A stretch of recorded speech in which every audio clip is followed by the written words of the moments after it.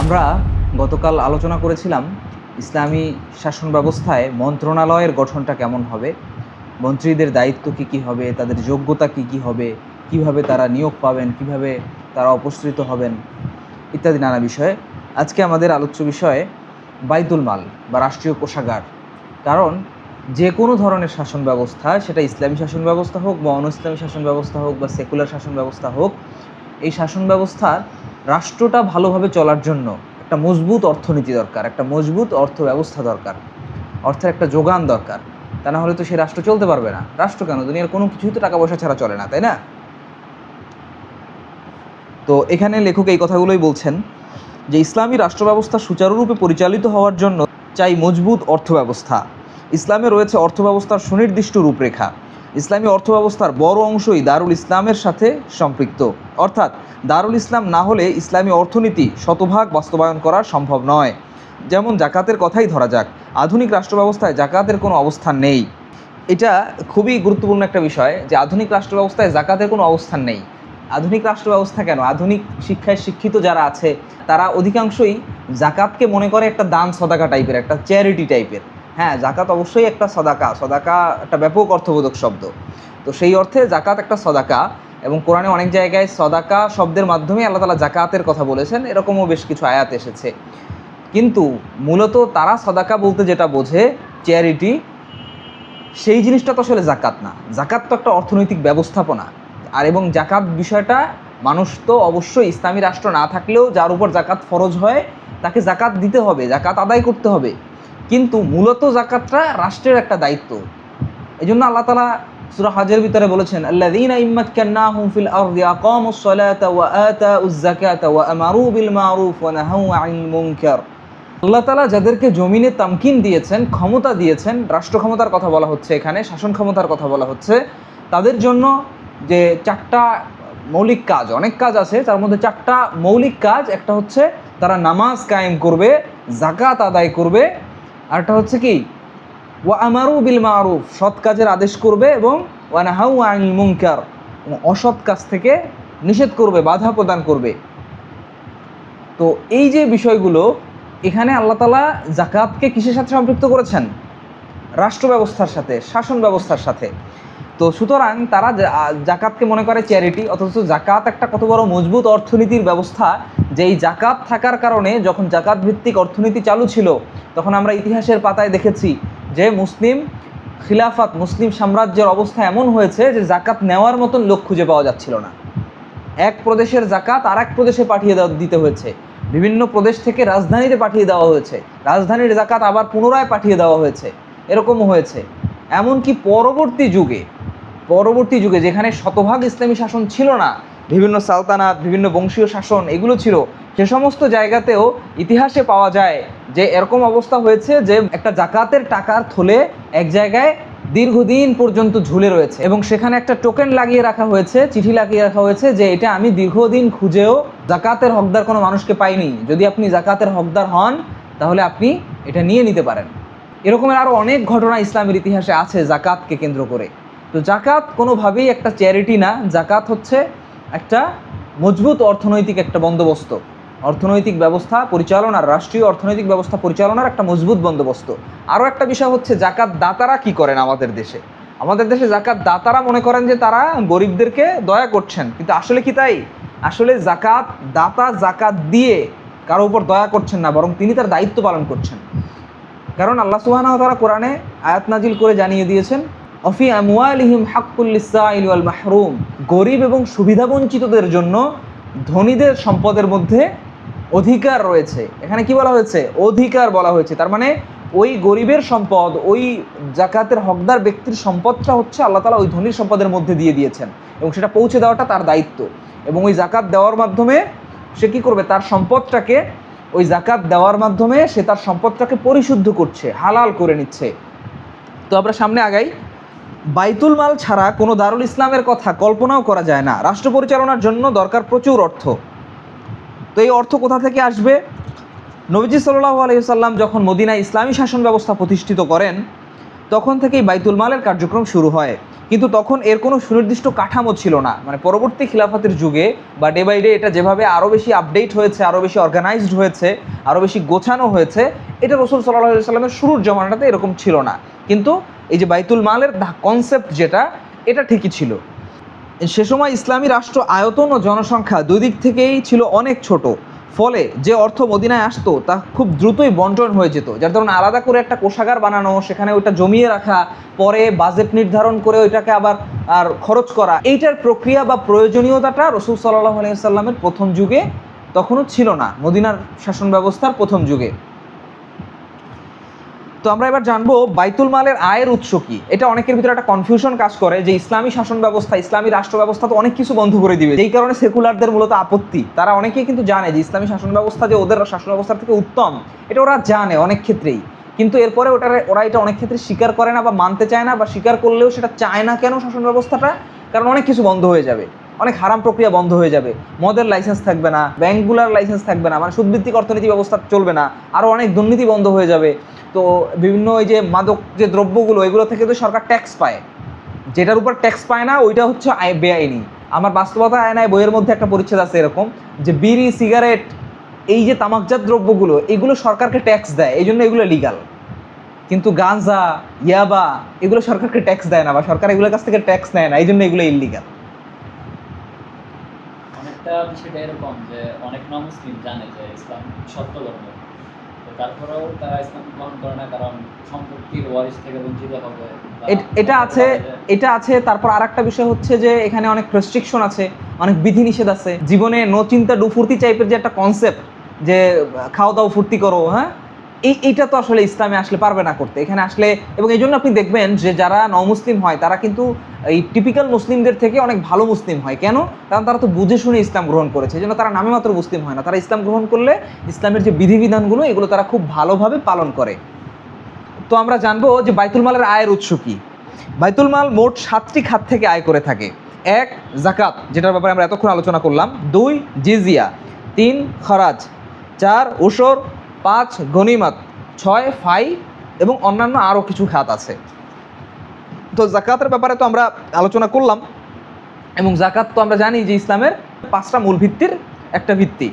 তো এখানে লেখক আরও কিছু হাদিস এনেছেন, যেই হাদিসগুলো রাসূল সাল্লাল্লাহু আলাইহি সাল্লামের আমলে রাষ্ট্রীয়ভাবে জাকাত নেওয়ার যে বিষয়টা, যে রাসূল সাল্লাল্লাহু আলাইহি সাল্লাম হযরত মুআজ ইবনে জাবাল রাদিয়াল্লাহু আনহুকে ইয়ামানের দায়িত্বশীল গভর্নর হিসেবে পাঠানোর সময় বলে দেন যে তুমি তাদেরকে জানিয়ে দেবে আল্লাহ তাদের উপর জাকাত ফরজ করেছেন, যা তাদের ধনীদের থেকে নিয়ে দরিদ্রদের দেওয়া হবে।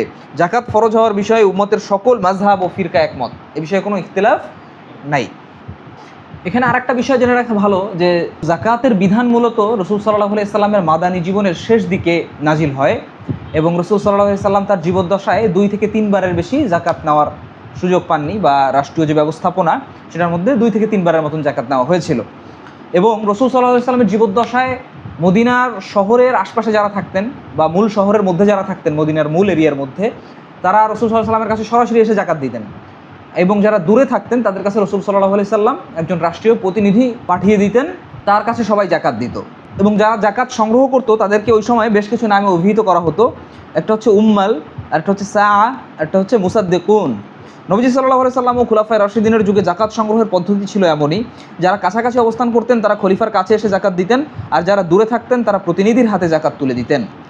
তার মানে যেটা রাসূল সাল্লাল্লাহু আলাইহি সাল্লামের যুগ এবং সাহাবায়ে কেরাম বা খুলাফায়ে রাশিদিনের যুগ, এই যুগে জাকাতটা কেউ ব্যক্তিগতভাবে আদায় করতেন না, এটা রাষ্ট্রীয় মাধ্যমেই এটা আদায় করা হতো।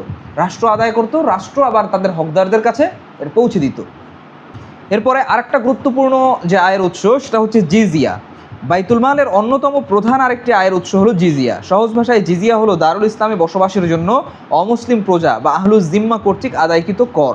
যেহেতু দারুল ইসলামের প্রশাসক তাকে নিরাপত্তা দিচ্ছে, তার জানমালের হেফাজত করছে, তাই তার থেকে কর হিসেবে সামান্য অর্থ আদায় করা হবে। জিজিয়ার বিষয়েও সরাসরি কুরআনুল কারিমে আয়াত রয়েছে। নবীজি সাল্লাল্লাহু আলাইহি সাল্লাম তার জীবদ্দশায় বাহরাইনের অগ্নিপূজকদের থেকে জিজিয়া নেওয়ার মাধ্যমে বিধানটি বাস্তবায়ন করে গেছেন। মুসলিমদের সকলেই একমত যে অমুসলিমদের থেকে জিজিয়া নেওয়া হবে, এ বিষয়ে সকল উলামায়ে কিরাম একমত। তবে ধরন বা পদ্ধতিগত কিছু ইখতিলাফ আছে। অমুসলিমদের মধ্যেও জিজিয়া মূলত কাদের থেকে নেওয়া হবে সে বিষয়ে ফুকাহায়ে কেরাম বিস্তারিত আলোচনা করেছেন। এখানে অনেকগুলো পয়েন্ট আছে, সবগুলো পয়েন্ট আমাদের এখানে আলোচনা করার সুযোগ নেই। যে অমুসলিমদের মধ্যে মানে জিজিয়াটাকে তো সেকুলাররা দেখায় যে এটা হলো যে একটা অমুসলিমদেরকে সেকেন্ড ক্লাস নাগরিক বানিয়ে রাখা, তাদের জন্য অসম্মান বা তাদের জন্য একটা অত্যাচার হিসেবে তারা চিত্রিত করে বিষয়টাকে। কিন্তু ইসলামী শাসনামলে যদিও ধর্মীয় বিশ্বাসের কারণে তারা যেহেতু ইসলামকে গ্রহণ করে নাই, কিন্তু ইসলামী রাষ্ট্রের সকল সুযোগ সুবিধা ভোগ করবে। তার মানে ইসলামী রাষ্ট্রের তারা অনুগত, তারা ইসলামী রাষ্ট্রের বর্ষতা স্বীকার করে। যেমন আজকের সেকুলার রাষ্ট্রে কি সবাই এটার অনুগত থাকতে হয় না? কিন্তু ইসলাম এ বিষয়ে কতটা উদার যে ইসলামে কিন্তু 4 মাযহাবের মধ্যে 3 মাযহাবই এ বিষয়ে একমত যে অন্ধদের থেকে এবং যারা অতিশয় বৃদ্ধ তাদের থেকে জিজিয়া নেওয়া হবে না। মানে হচ্ছে জিজিয়াটা নেওয়া হবে সক্ষম যারা ওই জিজিয়ার যে টাকাটা দেওয়ার মতন সামর্থ্য যাদের আছে ওই সকল অমুসলিমদের থেকে। যদি কেউ কোনো ব্যক্তি দরিদ্র হয়, বিধবা হয় বা তার আয়ের উৎস নেই, এরকম অবস্থা হয়, তাহলে ইসলামী সরকার বা ইসলামী যে শাসন ব্যবস্থা যারা থাকবেন তারা এমনিতেই তাকে নাগরিক সুবিধা দিবেন, এমনিতেই তার নিরাপত্তা দিবেন। কিন্তু তাকে এনশিওর করতে হবে যে সে মুসলিম সরকারের বিরুদ্ধাচরণ করবে না, মুসলিম সরকারের আনুগত্য স্বীকার করবে, তাদের বর্ষতা স্বীকার করবে, তাহলেই সে থাকবে। এখানে আরেকটা বিষয় হচ্ছে যে এটার পরিভাষা হিসেবে জিম্মি শব্দটা অনেক বেশি বলা হয়, কিন্তু জিম্মি শব্দটা আমাদের বাংলা অর্থে বলতে গেলে একটু খারাপ শোনায়, নেগেটিভ শোনায়, যে তাদেরকে যেন একেবারে জিম্মি করে রাখছে, মানে নেগেটিভ অর্থে। কিন্তু আসলে ইসলামের এটার একদম অ্যাকুরেট পরিভাষা যেটা, সেটা হচ্ছে আহলুদ্দিম্মা। তো আহলুদ্দিম্মা বললে যেটা হয় যে সেটা হচ্ছে দায়িত্বে থাকে। যেমন হাদিসে নামাজের ক্ষেত্রে বলা হয়েছে যে যে ব্যক্তি ইচ্ছাকৃতভাবে নামাজ ছেড়ে দেয় সে আল্লাহর জিম্মা থেকে বের হয়ে যায়। তার মানে যে নামাজি ব্যক্তি সে কোথায় থাকে? আল্লাহর জিম্মায় থাকে। তো আল্লাহর জিম্মায় থাকাটা এটা কি সম্মানের নাকি অসম্মানের? সম্মানের অবশ্যই। তো সুতরাং যদি কোনো অমুসলিম সে ইসলামী রাষ্ট্রের কাছে আহলুজ জিম্মা হয়ে থাকে, তার মানে এটা ওর পার্সপেক্টিভ থেকে এটা সম্মানের।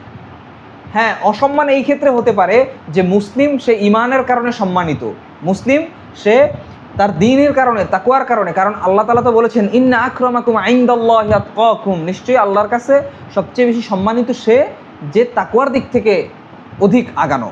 তো সুতরাং তাকওয়া কার আছে? যার ইমান আছে তার না তাকওয়া থাকবে? তো সুতরাং ইমান না থাকার কারণে একজন অমুসলিম ওই মর্যাদা থেকে সে লাঞ্ছনা কিংবা অসম্মানের পাত্র, কিন্তু একজন নাগরিক সুবিধা হিসেবে সে সুবিধা পাবে। আর যদি তার ওই জিজিয়া আদায়ের সক্ষমতা না থাকে তাহলে সে জিজিয়া ছাড়াই ইসলামী রাষ্ট্রে থাকতে পারবে। এই বিষয়েই হানাফি, মালিকি এবং হাম্বলিদের ইজমা আছে। এরপরে আরও বেশ কিছু আলোচনা আছে যে অমুসলিমদের মধ্যে যারা দাস তাদেরকেও জিজিয়া দিতে হবে না, কারণ সম্পদের মালিকানা দাসদের হাতে থাকে না। এরপরে দরিদ্রদের ক্ষেত্রে জিজিয়া কেমন হবে, মধ্যবিত্তদের ক্ষেত্রে জিজিয়া কেমন হবে, এই বিষয়ে বিস্তারিত আলোচনা আছে। এরপরে আহলুজ জিম্মার কেউ যদি মুসলিম হয়ে যায় কিংবা কোনো কারণে দারুল ইসলাম তাদেরকে নিরাপত্তা দিতে অক্ষম হয়ে পড়ে, তখন জিজিয়ার আবশ্যিকতা রহিত হয়ে যায়। তার মানে নিরাপত্তা, এটা জিজিয়া রাষ্ট্র যে নিচ্ছে এটার বড় একটা কারণ নিরাপত্তা, এটাও একটা বড় কারণ। আর ওই যে ইমানের কারণে তাদের যে একটা, তাদেরকে একটু হেয় করে দেখার যে, বা তারা নিজেরা হেয় প্রতিপন্ন নিজেদেরকে মনে করার যে একটা ব্যাপার, ওইটা আলাদা বিষয়। কিন্তু জিজিয়ার একটা মূল কারণ হচ্ছে যে নিরাপত্তা। আর ইমানের কারণে তারা মূল মর্যাদায় আসীন হবে না, এটা তো যেন প্রত্যেকটা ধর্মের বিশ্বাস। আজকে যেমন সেকুলারিজম কি বিশ্বাস করে, সেকুলারিজম এই যে দমন পীড়ন করতে চায় যারা সম্পূর্ণরূপে তার বিশ্বাসকে ধারণ না করে। ইসলাম সে তুলনায় অনেক উদার। ইসলাম সুযোগ রেখেছে যে তুমি আমার বিশ্বাস যদি গ্রহণ নাও করো, তুমি জিজিয়া দিয়ে রাষ্ট্রের অনুগত থেকে রাষ্ট্রের বর্ষতা স্বীকার করে তুমি নাগরিক সুবিধা পাবে। কিন্তু সেকুলারিজম কি করছে? সেকুলারিজম তার সম্পূর্ণরূপে তার বিশ্বাস যদি কেউ ধারণ না করে, সে যদি ইসলামের কথা বলে, ইসলামী খিলাফার কথা বলে, ইসলামী ইমারার কথা বলে, ইসলামী রাজনীতির কথা বলে, তো সেকুলার রাষ্ট্র তাকে দমন পীড়ন করার জন্য সম্পূর্ণ রাষ্ট্রীয় শক্তি ব্যবহার করে, এমনকি তার জীবনকে একদম নামানুষ বানিয়ে দেয়, তার জীবনের কোনো অধিকার রাখে না, বেঁচে থাকার অধিকারটুকুও তার রাখে না। এটার উদাহরণ আমরা ভুরি ভুরি দেখেছি। আয়নাঘর, গুম কালচার, তারপরে রাষ্ট্রীয় মদদে নিরপরাধ মানুষকে অপরাধী সাজিয়ে তাকে সাজা দেওয়া, তাকে দিনের পর দিন, তার বছরের পর বছর তার বিচারে না করে তাকে, কিংবা বিচারের নামে প্রহসন করে তার জীবনকে দুর্বিষহ জাহান্নাম বানিয়ে দেওয়ার যে প্রচলন, এটা সেকুলার এই রাষ্ট্র ব্যবস্থার মধ্যে আছে। ভাই, আমার একটা প্রশ্ন ছিল যে এই রমাদানে আমরা দেখেছি যে বর্তমান যে নির্বাচিত প্রধানমন্ত্রী শাহেখ আহমদুল্লাহ সাহেবের সাথে জাকাত ব্যবস্থা নিয়ে একটা আলোচনা হয়েছিল, বা রাষ্ট্রীয়ভাবে জাকাত সংগ্রহের একটা পদক্ষেপ নিতে চাচ্ছিল। এটা কতটুকু সেকুলার এই সিস্টেমের মধ্যে, এটা কতটুকু ফলপ্রসূ হবে যে রাষ্ট্রীয়ভাবে জাকাত সংগ্রহ করা মানুষের মধ্যে? আচ্ছা, আপনার প্রশ্নটা মূলত যে এই সেকুলার রাষ্ট্র কাঠামো যে জাকাতের দায়িত্ব নিচ্ছে এটা কতটা ফলপ্রসূ হবে এটা নিয়ে, তাই তো? তো সেকুলার রাষ্ট্রে আসলে জাকাত নেওয়ার নৈতিক বৈধতাটাই থাকে না। এরপরও যদি নেয়, যেহেতু সে রাষ্ট্র, তার তো ক্ষমতা আছে অনেক কিছু করার, তাহলে সেক্ষেত্রে কী করণীয়?